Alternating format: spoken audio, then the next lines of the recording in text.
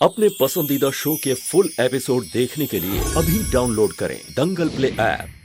सफल होगी तेरी आराधना।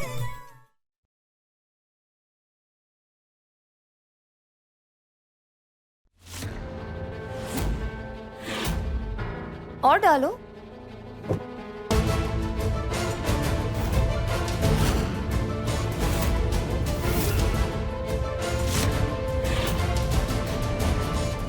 आराधना, आज से ये सारा सोना तुम्हारा। अब इस सोने को लेकर इस घर से निकलो और वापस कभी लौटकर मत आना।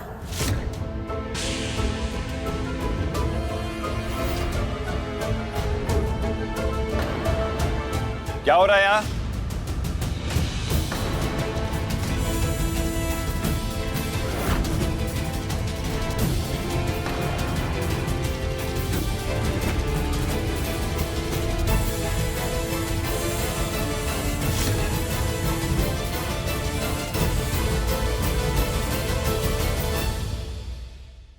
कुछ नहीं एमडी, इस नौकरानी को इसके काम की पेमेंट दे रही हूँ।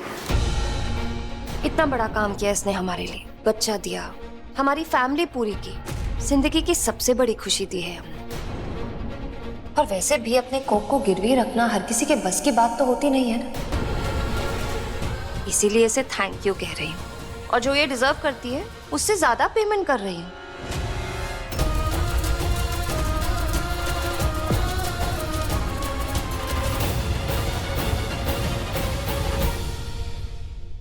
ये थैंक यू नहीं है दामिनी, बल्कि उसकी बेइज्जती कर रही हो तुम।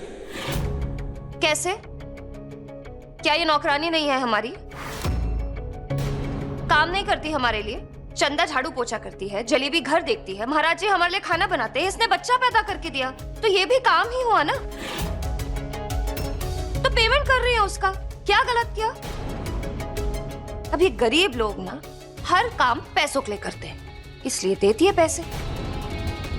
और इतने पैसे दिए हैं कि अब इसकी 7 पुश्ते बैठकर खाएंगी। आराधना घर की नौकरानी नहीं है।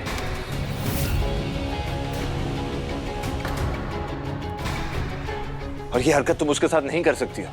क्यों नहीं कर सकती? तुम इसे इतना डिफेंड क्यों कर रहे हो?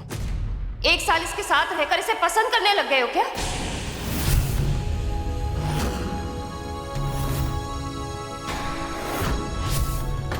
एक साल इसने मेरे बच्चे को पाल लिया तो तुमने इसे विनायक की मां समझ लिया। दामिनी, आपकी शक्ल बता रही है एमडी कि मैं जो कह रही हूँ वो सच है, इसलिए कल इसके साथ इतना चिपक चिपक कर बैठे थे। ओह शट अप!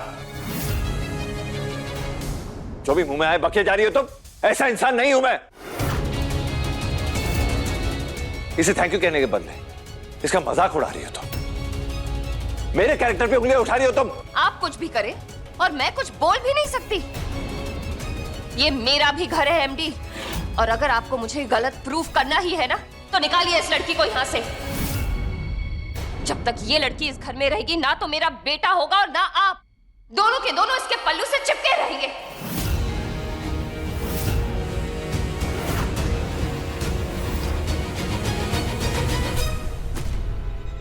निकल यहां से, अभी निकल, निकल।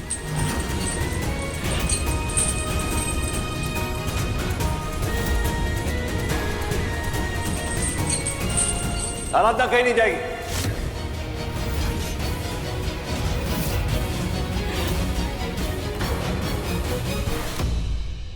क्यों नहीं जाएगी? मैंने कहा ना वो कहीं नहीं जाएगी। आपको बताना होगा वो क्यों नहीं जाएगी यहाँ से। क्योंकि आराधना मेरी पत्नी है।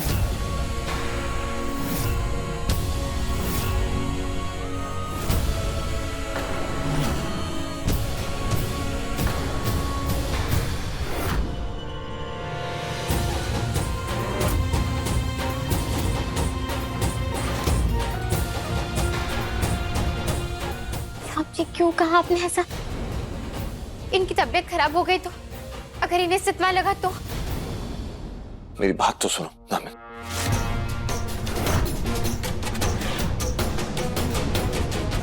दामिनी, माधव ठीक कह रहा है।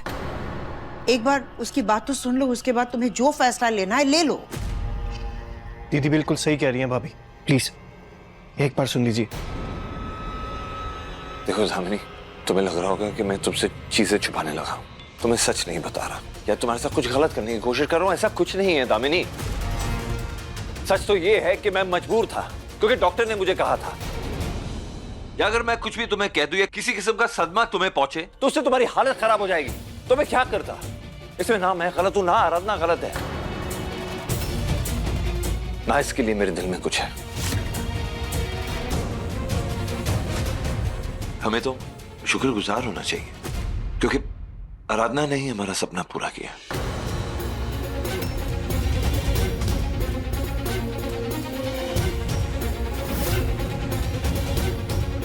दामिनी, दामिनी, भाभी, भाभी, ये क्या कर रही हो? नहीं दामिनी, रुक जाओ। ये क्या पागलपन है? ये चोरी में...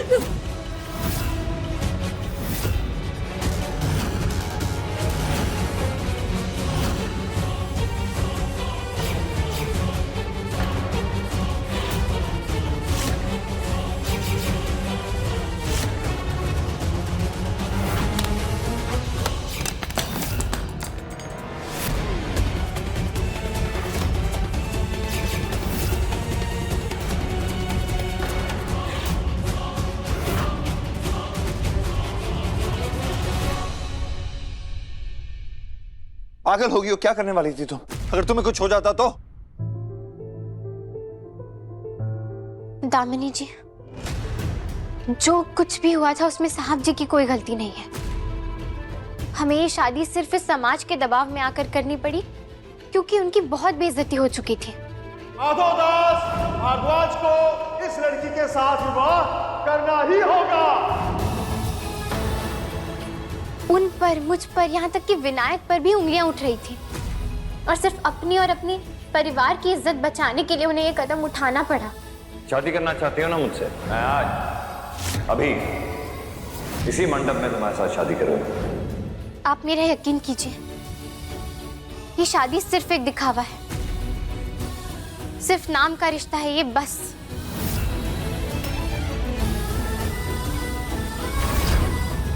और साहब जी के दिल में आज भी सिर्फ आप हैं और उन्होंने वो जगह किसी और को नहीं दी है। कहना आराधना कि मैं सिर्फ दामिनी से प्यार करता हूँ और उसी से प्यार करता रहूंगा और दामिनी की जगह मेरी जिंदगी में कोई नहीं ले सकता। और रही बात हम दोनों के रिश्ते की, तो हमारे बीच आज तक पति पत्नी का रिश्ता ना तो कभी था और ना ही आगे कभी होने वाला है।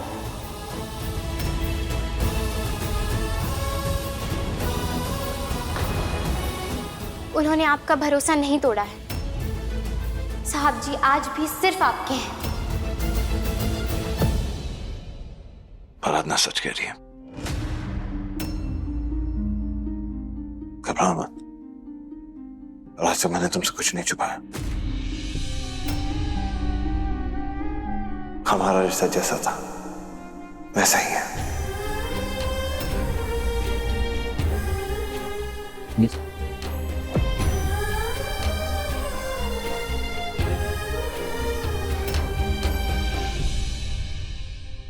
हर इंसान अपना पेट पालने के लिए, अपना घर चलाने के लिए कमाता है और मैंने भी सिर्फ अपने दादू की जान बचाने के लिए अपनी कोख किराए पर दी थी।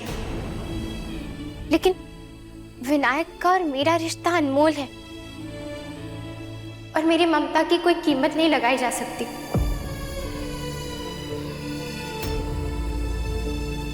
मैंने उसे इसलिए नहीं पाला है कि बदले में मुझे आपसे कुछ चाहिए। वो मेरा बेटा है।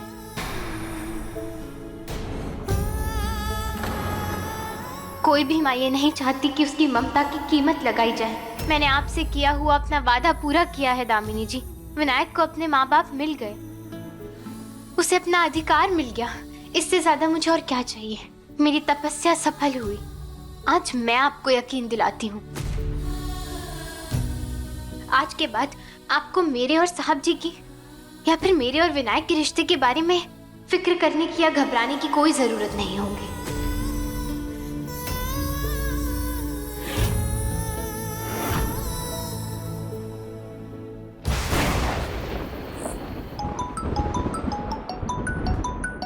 हेलो आराधना, बोलो। मैंने दामिनी जी से कहा था ना साहब जी, आज के बाद उन्हें मेरी फिक्र करने की कोई जरूरत नहीं होगी। आज से कभी भी उन्हें मेरी वजह से कोई भी तकलीफ नहीं होगी। आराधना, तुम क्या कह रहे हो? कुछ समझ नहीं आ रहा है मुझे। मैंने अपना वादा पूरा कर दिया साहब जी, लेकिन आप विनायक का ख्याल रखिएगा। आराधना, कैसी बहकी बातें कर रही हो तुम? देखो, जो भी कहना है सामने आके कहो। ऐसा कुछ समझ नहीं आ रहा मुझे। मैं अब वापस नहीं आ सकती साहब जी, मैं घर से बहुत दूर आ चुकी हूँ और अब मैं कभी वापस नहीं आ पाऊंगी। आराधना, ये कैसा मजाक कर रही हो तुम? और बिन बताए कहाँ चली गई हो? वो भी इतनी देर रात, कम से कम बता के जाती। ये दुनिया इतनी बड़ी है ना साहब जी, यहाँ तो सर पर रहने के लिए छत तो मुझे कहीं भी मिल जाएगी ना। और फिर अगर मैं आपसे मिलने आती ना तो विनायक को देखकर मेरी ममता मेरे कदम रोक ही लेती। इसीलिए मुझे ऐसे बिना बताए यहाँ आना पड़ा। हम जिस चक्रव्यूह में फंस गए हैं ना, उससे बाहर निकलने का अब यही एक रास्ता है। और आप मेरा यकीन कीजिए, आपके और दामिनी जी के बीच आने का मेरा कभी भी कोई भी इरादा नहीं था। मैं तो खुद विनायक को आप दोनों को सौंप देना चाहती थी, लेकिन किस्मत ने ऐसा खेल खेला और हमें एक ऐसे बंधन में बांध दिया जिसमें बनने की ना तो हमारी कोई जरूरत थी, ना ही हमारा कभी कोई इरादा था। लेकिन अब इस जबरदस्ती के रिश्ते को तोड़कर आगे बढ़ने का यही सही समय है। आराधना, कैसी बहकी बहकी बातें कर रही हो तुम? देखो, मेरा कहने का मतलब है कम से कम बता के जाती है कहाँ जा रही हो। मैं तुम्हारे लिए प्लेन की टिकट बुक कर देता, रहने का इंतजाम कर देता। नहीं, आप मेरी चिंता मत करिए साहब जी। एक माँ बनने के बाद में ना मैं बहुत मजबूत बन चुकी हूँ। मैं किसी भी मुश्किल का सामना अकेले कर सकती हूँ। जब मैंने विनायक को ऐसे अकेले पाल लिया तो अब मैं किसी भी जगह किसी भी हालात में रह सकती हूँ। और फिर मुंबई तो मेरा अपना घर है ना, वहाँ मुझे कोई तकलीफ नहीं होगी। आराधना,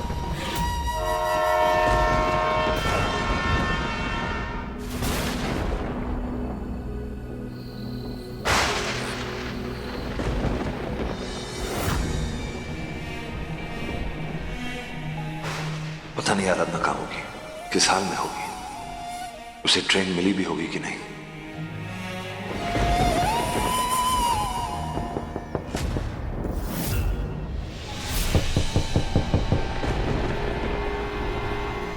इतनी रात को कौन हो सकता है?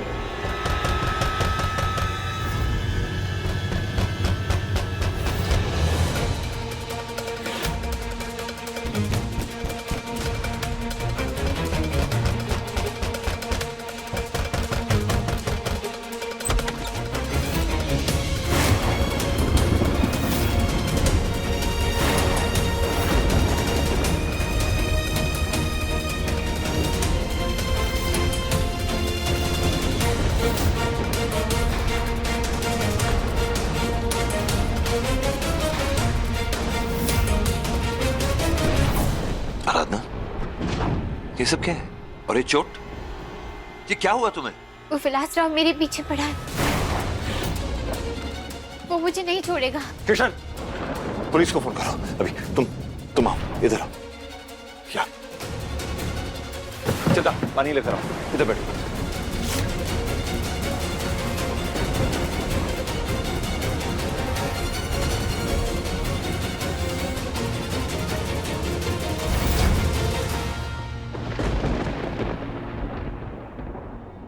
भैया, बहुत समय से विलास पुलिस के हाथ नहीं आ रहा। वो किडनैपिंग केस के बाद बार बार उन्हें चकमा देके भाग रहा है। क्या किया विलास ने तुम्हारे साथ? वो विलास ने मुझे जबरदस्ती मुंबई लेकर जाने की कोशिश की।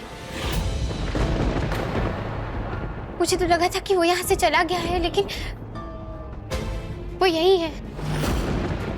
मैं बड़ी मुश्किल से वहां से भाग कर आई हूँ। ये विलास कौन है? एक सड़क छाप गुंडा है। मुंबई में हमें लूटने की कोशिश की थी उसने, तुम्हें चोट भी पहुंचाई थी, याद है? हाँ हाँ। और आराधना का पीछा करते करते वो यहाँ तक आ गया। हमारे बच्चे को भी किडनैप किया था उसने।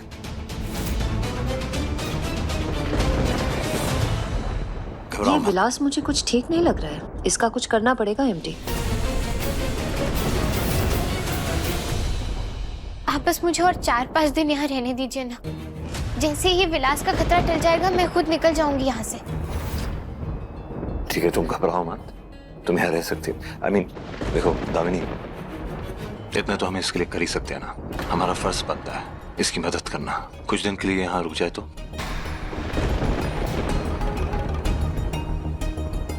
तुम यहाँ रह सकती हो, फिक्र मत करो। चंदा, इसका रूम तैयार करो और घबराओ मत। विलास को हम पूरी तरह पकड़ने की कोशिश करेंगे इस बार। और तुम टेंशन मत लो, वहीं मुंबई की टिकट भी मैं बुक कर दूंगा और वहां रहने का इंतजाम भी कर दूंगा, ताकि तुम्हें कोई आगे जाके फिक्र ना हो। चले एमडी। हाँ चलो चलो।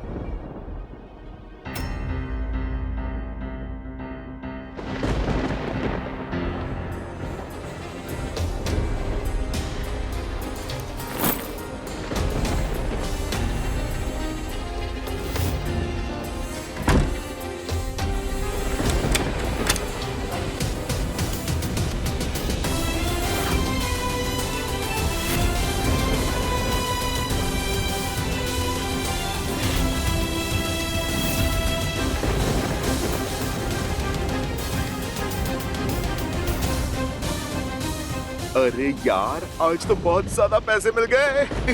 रवि किशन की फिल्म होती तो 1-2 हफ्ते का ही काम चल पाता, पर आज माधव दास भारद्वाज के घर नकली डॉक्टर अटेंडेंट की एक्टिंग करके जो पैसे मिले ना, उससे कम से कम साल भर तो कमाने की जरूरत नहीं है। पर यहाँ रहना खतरे से खाली नहीं है। कोई पहचान जाएगा तो पोल खुल जाएगी हम दोनों के फ्रॉड की। चल निकलते हैं यहाँ से। चल चल चल।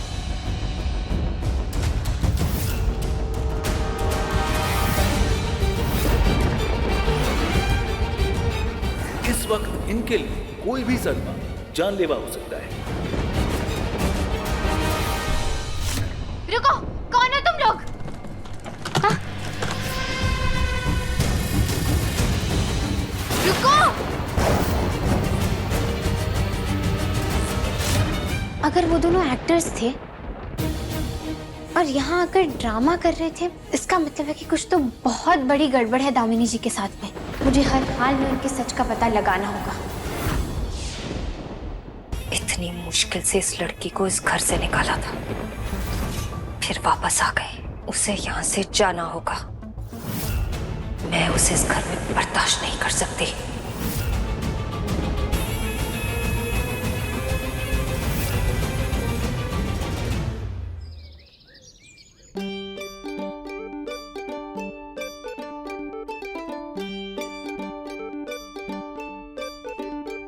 अरे वाह, बहुत अच्छी खुशबू आ रही है। हाँ, हमारे घर में से खाने की इतनी अच्छी खुशबू पहले तो कभी नहीं आई।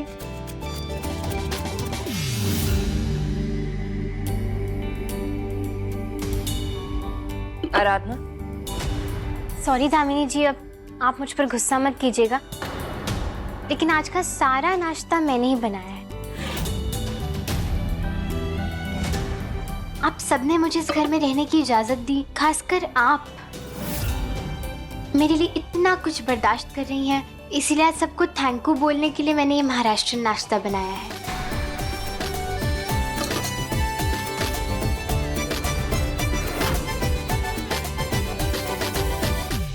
अगर ये परोसी रही हो तो बता भी दो, इन सबका नाम क्या है? देखिए, ये है तर्री पोहे और ये थाली पीठ, यानी कि चावल, बाजरा और ज्वार का पराठा, और ये पूरन पूरी है, हमारी गुड़ वाली एक रोटी होती है वो।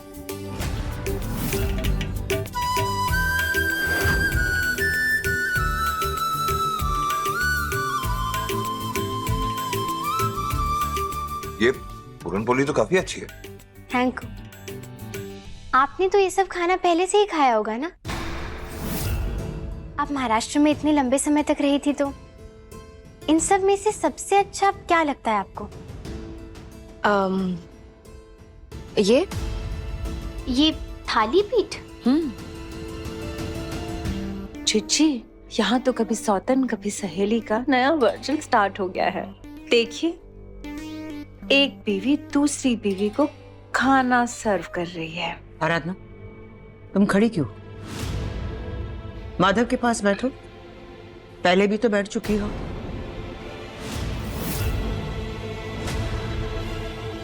याद है ना, माधव ने हम सबसे कहा था कि तुम इस घर की नौकरानी नहीं हो, मेहमान हो, सदस्य हो। तो बैठो, हमारे साथ नाश्ता करो।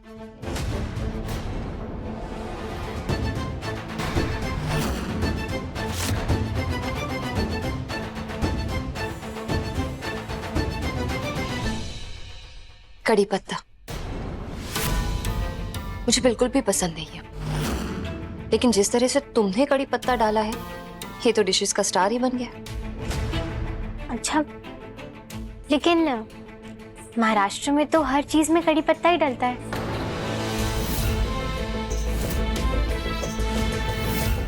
तो अपने कर्जत में इतने लंबे समय तक खाना कैसे खाया होगा? वैसे आप वो अष्टविनायक मंदिर में गई थी या नहीं कर्जत में? बहुत मान्यता भी है उसकी। और हाँ, वैसे भी आप तो गणपति बाप्पा में मानती है ना, तो आप तो वहाँ दर्शन करने गई होंगी। अष्टविनायक मंदिर? हाँ, वो कर्जत चौक के पास में ही है। और वहाँ तो लोग पैदल भी आते हैं दर्शन करने के लिए। आप साल भर रही वहाँ पर, फिर भी एक भी बार नहीं गई दर्शन के लिए? वो 6 महीने तो मैं कोमा में ही थी, और फिर 6 महीने मैं अपने कमरे से बाहर भी नहीं निकली। आप विनायक का नाम तो नहीं बदलेंगी ना? बिल्कुल बदलूंगी। इतना पुराना और बुड्ढो जैसा नाम कौन रखता है? एमडी, तुमने क्यों इतना ओल्ड फैशन सा नाम रखा हमारे बेटे का? हमने ये कैसी बातें कर रही हो तुम? तुम्हारे कहने पे ही तो विनायक का नाम रखा गया था। तुमने ही तो कहा था यही कि तुम बच्चे का नाम विनायक रखना चाहती हो। और तुमने गणेश जी के सामने ही मन्नत मांगी थी, इसलिए तो नाम विनायक रखा गया। 1 साल पुरानी बात मुझे तो याद ही नहीं है।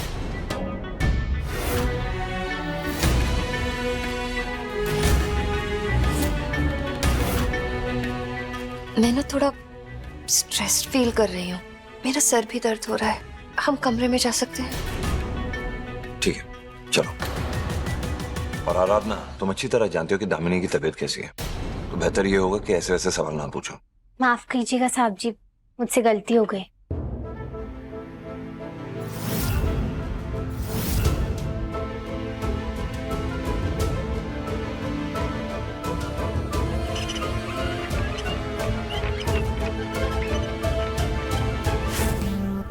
कुछ तो गड़बड़ है, क्या करूं, कैसे पता करूं? जीजी,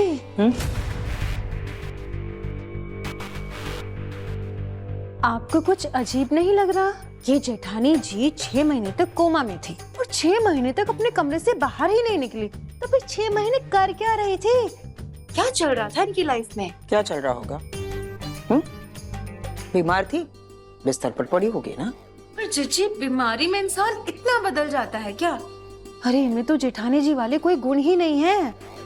हाँ वो तो है, पर डिम्पल तुम भी वही थी ना जब डॉक्टर हमसे कह रहे थे कि उसकी दिमागी हालत ठीक नहीं है, दवाइयाँ खा रही है, इसलिए ऐसे बर्ताव कर रही है।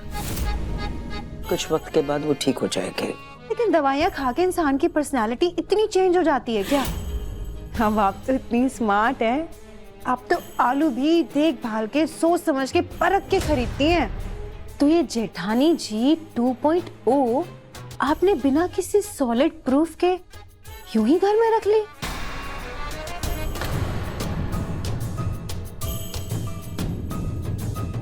आप क्या प्रूफ देखना? उसकी बातों से यही लगता है कि वो सब कुछ जानती है।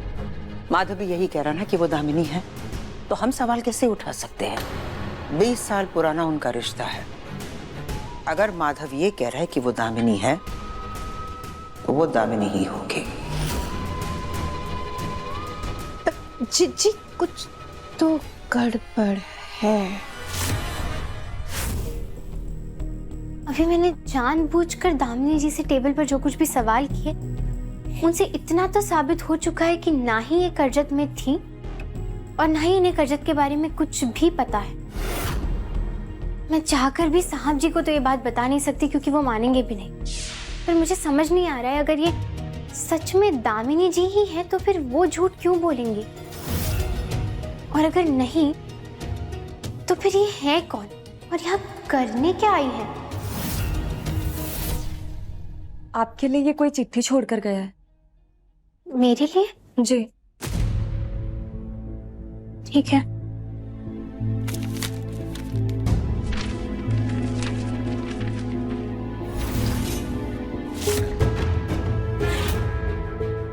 मला माहिती आहे विलासरावने काहीही केले नाही. तुम्ही विलासराव असल्याचा आव आणून इथे आलात. तुम्ही खोटं बोलतात.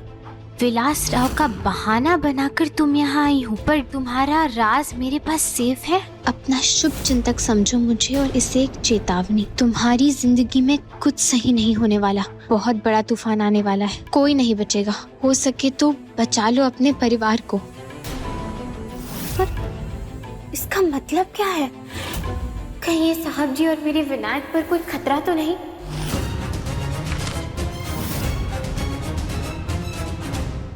यस मिस्टर अग्रवाल जी.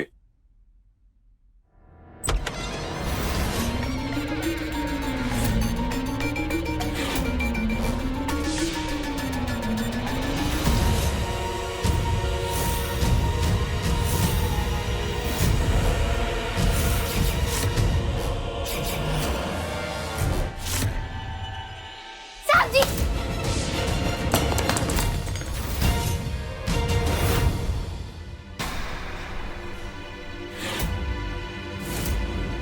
क्या हुआ आराधना? ऐसे क्यों चिल्ला रही हो तुम? साहब जी वो चाकू से आप देखिए. अरे उस चाकू से क्या? इससे क्या? दामिनी चाकू इसलिए लेके आई क्योंकि मैंने मंगाया था. मुझे फ्रूट कट करने थे और कुछ नहीं. आराधना, मैं तुमसे बात कर रहा हूं. मैं जानता हूं कि दामिनी की तबीयत ठीक नहीं है और पिछले कुछ दिनों में वो खुद को नुकसान पहुंचाने की कोशिश कर रही थी और दूसरों को भी. लेकिन एवरीथिंग इज अंडर कंट्रोल. मतलब सब कुछ ठीक है. ये चिट्ठी ये आपने भेजी थी ना मुझे? क्यों भेजी है? करना क्या चाह रही हैं आप और आपका इरादा क्या? आप बताइए मुझे अब. कौन सी चिट्ठी, कौन सा इरादा? एमडी ये लड़की क्या कह रही है? क्या किया है मैंने? क्या कहना चाहती हो आराधना? तो चिट्ठी में क्या है? आप खुद देख लीजिए.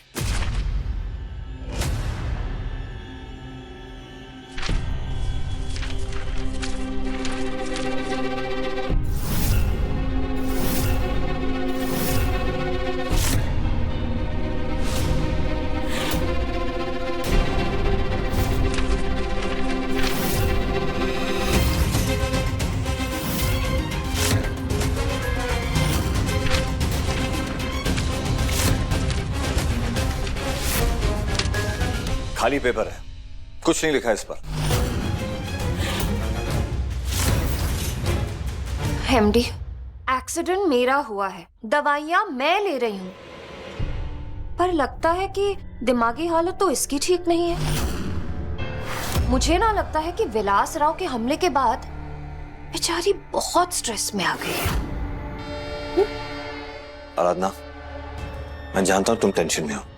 पिछले कुछ दिनों में तुम्हारे साथ जो कुछ भी हुआ है वो किसी के लिए भी आसान नहीं है, ठीक है? लेकिन तुम फिक्र मत करो. You need to relax. सब ठीक हो जाएगा. मैंने तुम्हें प्रॉमिस किया ना, वादा किया. मैं तुमसे बात कर रहा हूँ आराधना कि विलास को मैं पकड़ लूंगा. सो रिलैक्स, सब ठीक होगा. तुम सेफ हो.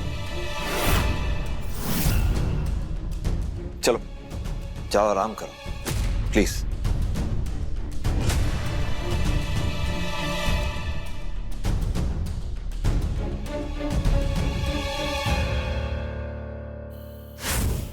भैया, दीदी और डिंपल तो चले गए, हम भी चलते हैं भैया. सब हमारा इंतजार कर रहे हैं. मंदिर में अगर देरी होगी भैया तो सबको अच्छा नहीं लगेगा. तो क्या ना किशन, दामिनी की तबीयत कुछ खास ठीक नहीं है.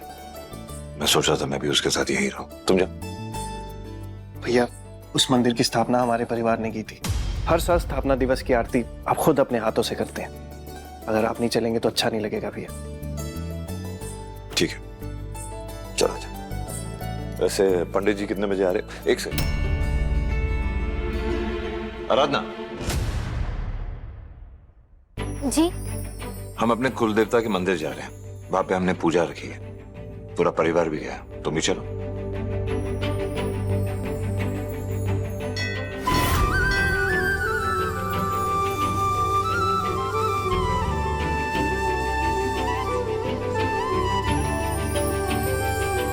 माधव जी, आरती का समय हो गया है, चलिए आरती शुरू करते हैं।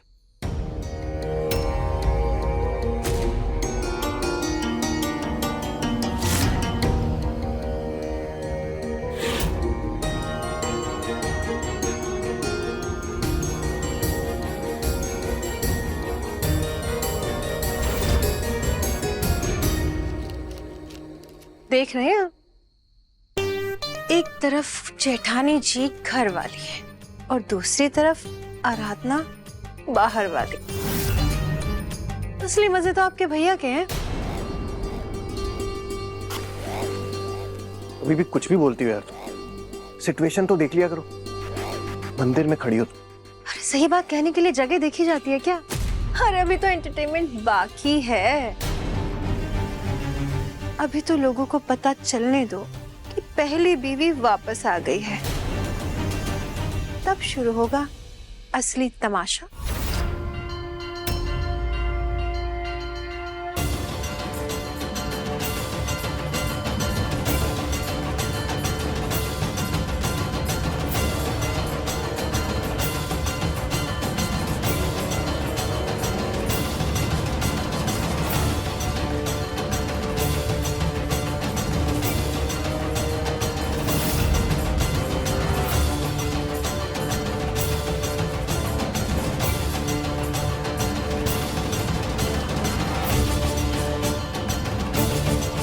मैंने कहा भाभी जी नमस्ते।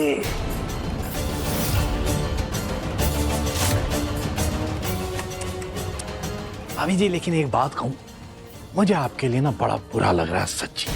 देखिए ना, पत्नी होकर भी आपको पत्नी का हक ही नहीं मिल रहा है। अरे दामिनी भाभी तो हर साल माधव के साथ वहां खड़े होकर आरती करती थी। देखिए ना कैसे आपको यहाँ परायों की तरह पीछे खड़ा कर रखा है। हाँ, पता लगा कि दामिनी भाभी वापस आ गई है। भाई पहली पत्नी के सामने दूसरी पत्नी को उसका हक देने की हिम्मत हर किसी में थोड़ी ना होती है।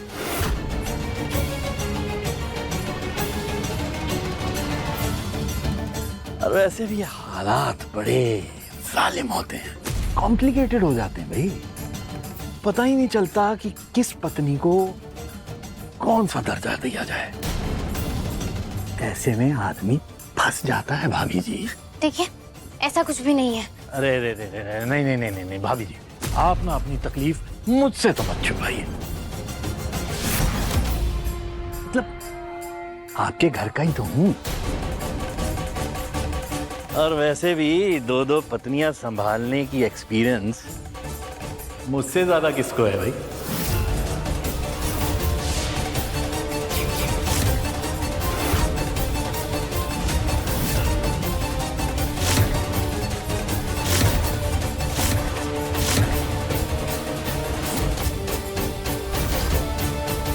क्या कर रहे हो? अरे साले साहब, ये भी कोई बात हुई? पूजा के लिए आए हैं भाई।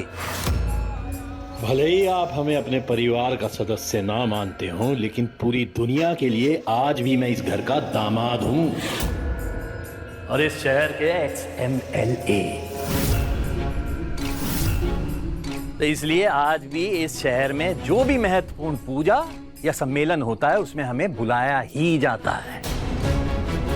लगता है भाभी जी आपको मेरे बारे में किसी ने कुछ बताया नहीं है। हम समाज सेवक हैं, इसलिए अगर आप कहीं भी कभी भी फंसे ना तो हमें बुला लीजिए।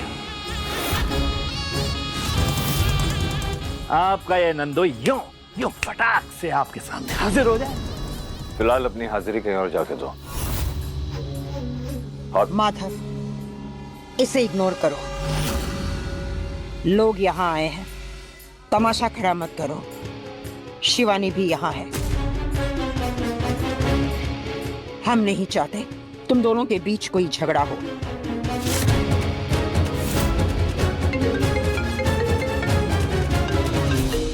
बोलो दामिनी। MD, मेरी तबीयत कुछ ठीक नहीं लग रही। आप प्लीज जल्दी घर आ जाए। मैं अभी आता हूँ।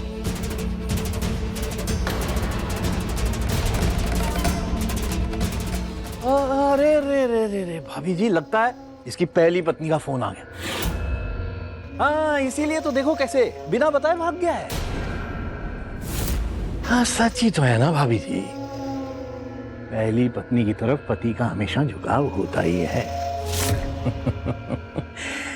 भाभी जी,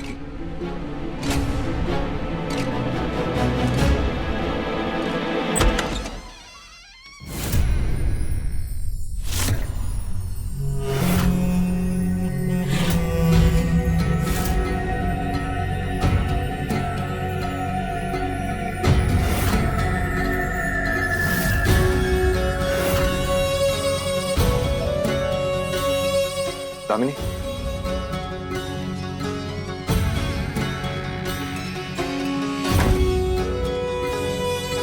सॉरी एमडी, मैंने ना झूठ बोलकर तुम्हें यहाँ बुला लिया। पर क्या करूं, कब से हम दोनों ने साथ में क्वालिटी टाइम स्पेंड ही नहीं किया। जब से वापस आई हूं, एक बार तुम्हारा चेहरा भी ठीक से देखने को नहीं मिला। इतना मिस कर रही थी तुम्हें कि आज जब देखा कि हम अकेले हैं तो सोचा इसका फायदा उठा लो। कैसी बातें कर रही हो तुम दामिनी? मैं पूजा से भाग कर आया हूं, पूरा परिवार है वहां पर पंडाल में। मुझे लगा कि तुम्हारी तबीयत खराब है। तुम क्या चाहते हो कि मैं हमेशा बीमार ही रहूं? जब देखो वही सोचते रहते हो। वैसा कुछ नहीं। जब से वापस आई हूं, तुम्हें देखा है, अपने बेटे को देखा है, मैं बिल्कुल ठीक हूं। अब बस एक ही चीज है जो मुझे बेचैन कर रही है।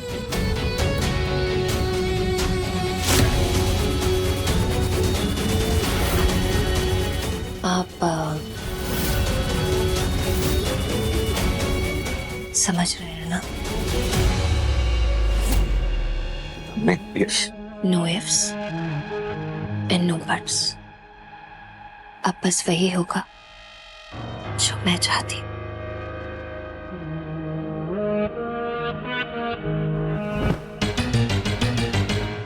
घर की सारी टेंशन, मेरी बीमारी, वो लड़की, इन सब ने हमें बहुत दूर रखा है। पर अब नहीं, मैं बिल्कुल ठीक हूँ। क्या कर रही हो तुम? पर मेरे एमडी मेरे होंगे ना तो मैं परफेक्ट हो जाऊंगी। दामिनी, देखो, हम घर पे अकेले हैं, विनायक सो रहा है, अब ये रात सिर्फ हमारी।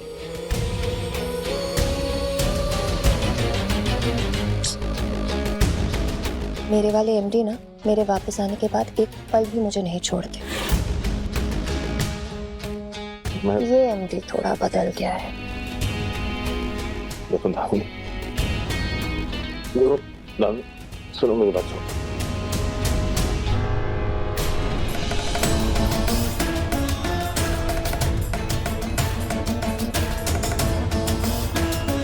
भाभी जी परेशान लग रही हैं या उदास हैं?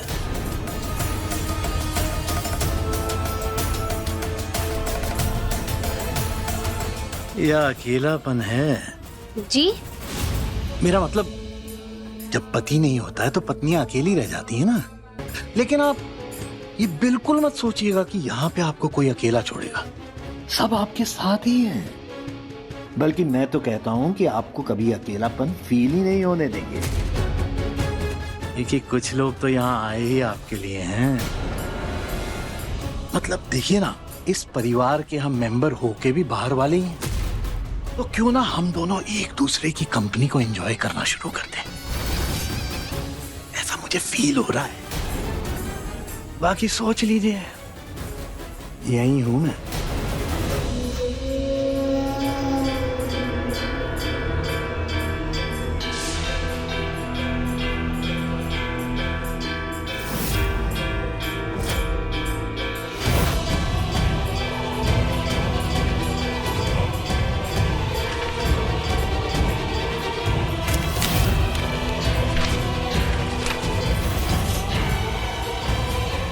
यहाँ समय बर्बाद मत करो, फौरन घर जाओ।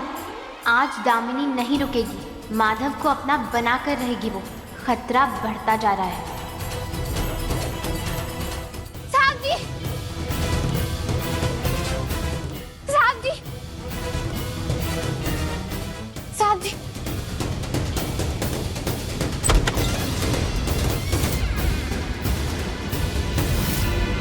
साहब जी, हटिए आप।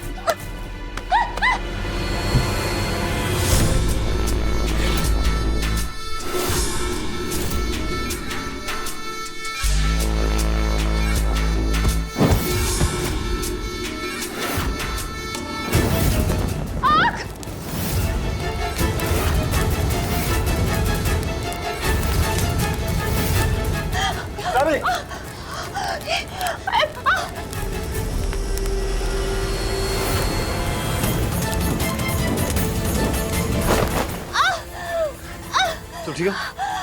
You okay? क्या हो गया आराधना? क्या कर रही थी तुम? ये क्या बदतमीजी है? आज सुबह से ही ऐसा कर रही है एमडी।